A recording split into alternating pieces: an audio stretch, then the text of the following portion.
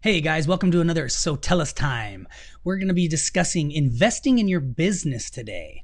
How much should you be spending on marketing? This is a question, Troy, that comes up all the time as we walk in the door and do a consultation, right?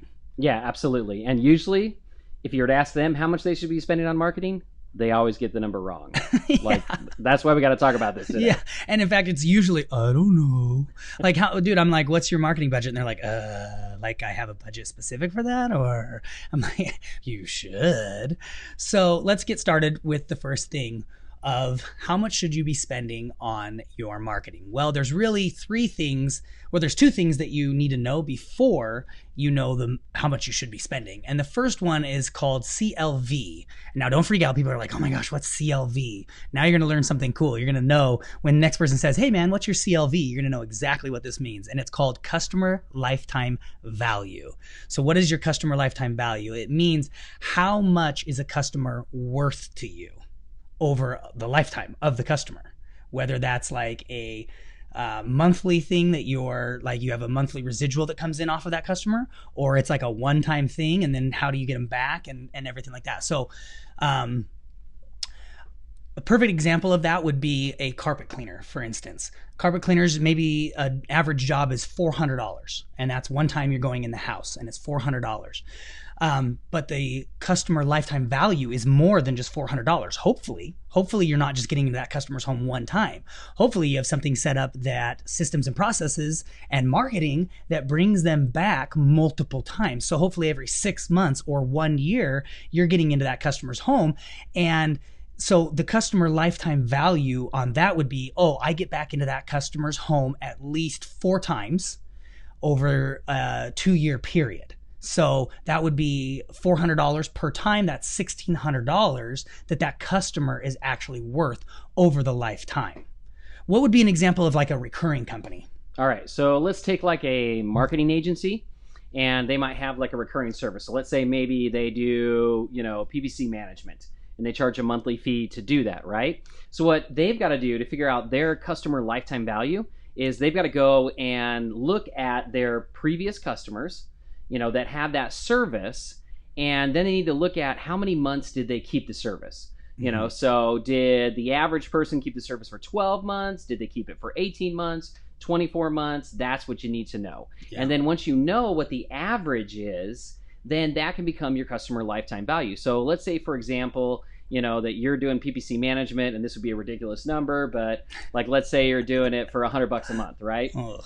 Exactly. Like, you can't even do it for $100 a month. But let's say you're doing $100 a month, right? Yeah. So if your average customer sticks for 12 months, then that's $1,200. Yep. If you're doing something like $500 a month, 12 months, now you're talking $6,000 is what that customer is worth to you. Yep. So now if I bring on a new customer, on average, I'm going to make $6,000 off of them for my PPC service. Yeah. So now you can start to decide how much can you spend to actually bring that customer in. And that's the next thing we're going to be talking about. You have to, but that's the thing is, you have to know the customer lifetime value. You have to know that.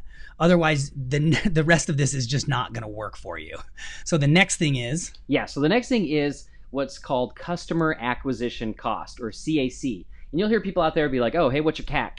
Right? CAC. And you're like, let me clear my throat, my CAC. Yeah, right? So it's your customer acquisition cost. That's meaning how much are you spending to bring a new customer in the door. So that's what that means. Yeah. So if, like, for example, if, I do, flyers and I spend $100 and I get one customer out of those flyers, then my cost to acquire that customer was $100. Yep. Very simple way to track, that, or that's what it is, and that's how you have to kind of calculate it. So, Trevor, give us some more examples of that. Yeah, so basically, I don't care if you guys do this with a spreadsheet. It literally just, when you have these different avenues, you should have these different branches of marketing. And with those different branches of marketing, you need to be tracking each one individually. So like, let's say you set up online ads, and then you set up mailers, like you said, and then you set up door hangers. And each one of those, you have to track, this is how much I spent, and then how many customers did I get from that? And there's systems out there, there's programs out there that will help you track that, promo codes and all sorts of things. And we can get into that another time, but this is just the basics of like, you need to know that I spent this much on online ads and this much on mailers and this much on door hangers, and they produce this many clients. And then you put that into a spreadsheet, and you know that you take that this is what I spent and divided by this is how many new customers I got, and boom, you've got your cost of acquisition. So wait, you're saying, let me make sure I understand this correctly. So you're telling me like I can't just say like, hey, I spend $1,000 on marketing every month, and I have, you know, mailers and website stuff and SEO, and I do a little bit of PPC, and I got 10 customers this month. So can I just say that I spend $100 per customer? You can if you don't want to know what's working. The problem is that each one of those things, some of them are going to work and some of them aren't. And you don't want to be spending money on stuff that isn't working, right? Exactly. That's the point I wanted you to bring up, is that, you know, you have to track it separately. If you're not tracking it separately, then you don't know what marketing is working and what marketing is not. So that's so that's your CAC, your cost, or your customer acquisition cost. Yep. Now, so once we know these two things, we know our customer lifetime value, we know what our cost to acquire a customer is. Yep. Where do we go from there? So the next thing is, now we can actually set up a marketing budget. Right. Right? So now the real big question is, how much should I spend on marketing? Yeah. So a general rule is that you should be spending at least 10% of your revenues on marketing. Why do you think that is, Trevor? Why should 10%? Why is that number? Well, you got to reinvest in your business. And the thing is at a 10% spend, you know you're going to be profitable. Right. Absolutely. Because if you cannot provide your services and spend 10%, reinvest 10% back into marketing, then you're going out of business. Right. But 10% is like literally the minimum. And it's funny because when we walk in the door and we're like, okay, you should spend 10% of your revenue back and reinvest it back into the business and spend it on marketing, people are like, oh, well, I don't know if I could spend 10%. And it's like, really? And here's the thing is, the reason people feel that way is because they're not tracking this and they don't know their numbers. So I'm going to give you an example. Personally, our business personally. So the last 6 months, just in Google Ads, we have spent $147,000 in marketing and sales to acquire the customers. Okay. And then over that 6 months, $147,000 just on that. That doesn't include our events. That doesn't include anything else, any other marketing avenues, affiliates or partners, anything like that. $147,000. Now, I know that my average lifespan of a customer, my average lifetime value of a customer on a minimum, if I'm going the very lowest, because that's the other thing too, is you can figure out these different, like, this is what my minimum is, this is what my average is, this is what my longevity, like, this is where I really keep people. And so my minimum is 18 months. Now, my sales guys, they brought in $47,000 of recurring revenue from that $147,000. Now, a lot of people would look at that and go, oh my gosh, you had to spend $147,000 up front. But the thing is, I know at a minimum, it's 18 months that I'm going to keep those customers. So that means I'm going to make $846,000 off of that $147,000 that I spent to get those customers. So that's 17% for a cost of acquisition. That's awesome. I will do that all day long. I know my numbers. Because the other number that we're not talking about here, but we will talk about later, is what is your cost to service a customer? And you do need to add that number in. But for now, this is literally the basics. We just need to start with that you get your cost of your lifetime value of a customer, and then your cost of acquisition, and that can give you a marketing budget. Or a basic marketing budget. So I'm spending 17% just on my online ads and my sales guys. I can do that all day long. I love that number. I will hand you $147,000 all day long when you hand me back $846,000. It's awesome. Yeah, absolutely. And for those of us who know Trevor and I, they know that like I'm the less risk taker. I'm the very cautious one. So if Trevor had come to me and said, hey, give me $147,000 to spend on ads, I'd have been like, yeah, right. I'd have been like, first show me the numbers. That's right. Right? And that's what we did with our business, right? We started doing the marketing, we tracked those numbers, and we went, oh my gosh, okay, this is what we're spending. This is what the customer lifetime value is. We're making a profit on this. We know we're making a profit. Yeah. So now, boom, push more money into it. Okay, now, boom, increase the budget again. we could do that because we knew the numbers. We never would have said, oh, just drop $147,000 in here and let's see what happens. Yeah. Right? You have to know the numbers so that you can feel comfortable and know that it's going to be successful. And that's the difference. And so it's putting fuel on the fire at that point. At that point, now I know I can increase my budget and I'm just going to make more and more money to a certain degree. And that'll be another SoTellUs time where we talk about there is a maximum you should spend where you stop getting more return for your investment. But that's for another SoTellUs time. All right, perfect. So hope you guys have learned a lot from this. I want to just kind of go over one more thing. The reason why I want to talk about this is, really like, again, Trevor and I consult for businesses all the time. And one of the very first things we do with them is we sit down and we go over these numbers with them. That's the big thing. Like, we need them to know their numbers so that we can create a marketing plan that's actually going to be successful. Because we're not going to say, hey, give me, $5,000. Let's market this and let's just see what happens, right? We're going to go, no, let's go through your numbers. Let's figure out your numbers. And we've had plenty of times where we sat down with business owners and they don't know their numbers. And we spent an hour going through their numbers and actually figuring these out for them so that we could create a business and a marketing plan around it. So this is really the basics. If you haven't done this, this is the first thing we would do with you if we were consulting with you. So take what you just learned today and apply it to your business for free. Absolutely. Because when we walk in the door and you say to me, oh, I don't know these numbers, then we're going to either try to see if we can help you figure that out right then. And if not, we're going to tell you, go get these numbers. And a lot of people don't know how to get these numbers. So then we might help you implement some systems or programs that help you get these numbers. And it may take 6 months before we can then walk back in the door and say, okay, now we can start going over this and we can start helping you with this stuff. So you need these numbers. If you are not tracking these numbers and know these numbers, then really at the end of the day, you're gauging your success on how much money's left over and you get to take home. It's like you're gauging it based on your bank account. Oh, I've got some money in the bank account. I actually get to write myself a check and take it home this month after all my expenses and stuff. That is not a way to run a business for very long. I mean, that's like the basics of like starting the very bootstrap.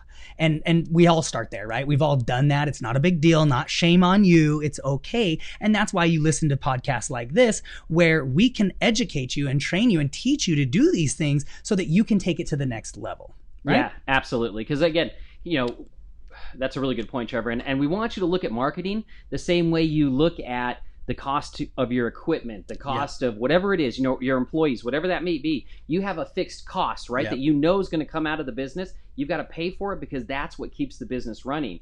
And a lot of times what small business owners do is I'm just going to see if there's any money left at the end of the month. I'm going to take what I can. And if there's anything left over, I'll maybe push that into a little bit of marketing. Whereas in reality, what you should be doing is your marketing budget should be coming out of that money right off the bat, because that's the only way you're going to grow the business and actually make you more money in the long run. So I want you to start thinking about marketing is the investment into your business. You don't invest with whatever's left over. You invest right up front so that you know your investment is going to grow. Absolutely. And that brings up another good point is we walk in the door all the time and people are like, well, and when we say, okay, what would you put towards marketing? And they're like, well, I could put, and some of them it's like $300 and I'm like, I don't know what you're going to do with that. But some of these people are like, well, I could put 3,000, I could put 10,000. Okay, but where did you get that number from? Where are you getting that number? How do you know? And my thing is that more often than not, people can spend more money on marketing than they realize. Because in the end, it's the person that can spend the most to acquire a customer that wins. And what does that mean? Because that might not make sense of these guys, Troy. What does that mean? Yeah, what that means is, like, let's say you and I are competing for the same customer and you decide, hey, you know what? I can spend $100 to acquire a customer.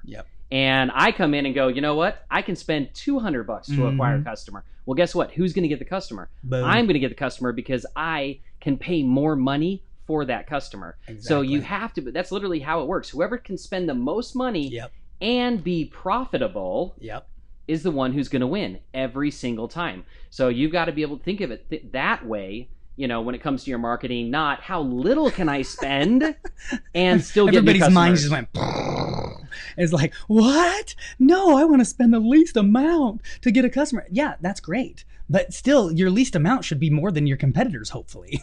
Yes. Because then you're going to win. Because if they can outspend you and still be profitable, then they're going to win. And this comes up all the time. It is not the better service or product that wins. It's the better marketing that wins. Yeah, absolutely. Just look at you can go through history and you can look at all these products that were better products or better services that went under because the other guys had better marketing. Yeah, that's right. So you're absolutely right on that. And again, when it comes to like spending the most, it's not just about like I can spend the most money per customer. Yeah. It's I can spend the most money total. Like, of course, I want to drive my cost to acquire a customer down as low as I possibly can. But I also want to go out and spend 10 times what my competitors are spending because I'm bringing in 10 times as many clients. And I've got the money to do it. And if you're not putting that money aside in the business to invest it in the marketing, then you'll never have that money to actually outspend your competitors and bring in more customers. Exactly. And a lot of times it's like, well, they're coming to us, or they're looking into this too late. It's too late. It's when they're like frantic and their company is like kind of starting to go down, or they're losing revenue, and they're coming to us and going, oh, I've got this and this is my, and listen, I would be a billionaire. And the reason I'm not a billionaire right now is because I just won't take money from anybody. Troy and I have a code of ethics, and we have had too many people come to us and say, this is my last $20,000 that like it's what's left in my bank. And I want to spend it with you. And it's like, well, hold on, slow down. We need to do this analysis of your business. And then we need to decide, is that $20,000 really going to make you money and be able to do something for you? Or even worse, we've had people call up and go, okay, I need to meet with you because I've got my last $500 on my last credit card. The rest of them are maxed out. And it's like, whoa. Sorry. Yeah. We're not going to do that. I literally had a guy call up and he said, I've got $500 left on my credit card. And I can either give it to you guys to do marketing, or I can pay my rent in my apartment for the next month. And what I said to him was, you take that $500, you pay your rent, and I'll spend the next 2 hours with you on the phone, and I'll teach you some things that you can do for free to market your business. I invested my time with him, didn't take his money because the $500 was not going to make the difference. What he needed was to change the way he did his business, do some free marketing, and turn his situation around. So absolutely, you're right on that. Oh man, now we got to change our phone number because we're having a bunch of people call in and want free advice. Hey dude, like I really need your help. Sorry, that's what the podcast is for, and that's why we started this podcast, guys. We wanted to be able to help you guys and get to more business owners instead of going out and have to do this 1-on-1 or 1-on-7 or 1-on-15, whatever it is, as we're paid to come in and consult with these businesses.